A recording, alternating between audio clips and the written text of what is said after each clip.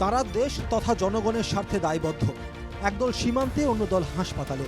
তাই দেশবাসীর স্বার্থে চিকিৎসা পরিষেবা সচল করতে এবার চিকিৎসকদের কাজে ফেরার আহ্বান জানালেন সৈনিক ও তার পরিবারের সদস্যরা। আরজিকর কাণ্ডের দোষীদের শাস্তির দাবিতে রবিবার বনগাঁর গোপালনগরে এক মৌন মিছিলে পা মেলান তারা। সেখান থেকেই এই বার্তা দেন দেশের অবসরপ্রাপ্ত সেনাকর্মীরা। এই কথা সেটা হচ্ছে, আমরা যেরকম সৈনিক যখন দেশের জন্য প্রাণ দিচ্ছি বা দিয়েছি বর্ডার এলাকাতে, তখন আমরা কিন্তু যারা মারা গেছে তাদের ছেড়ে আমরা পিছিয়ে আসিনি।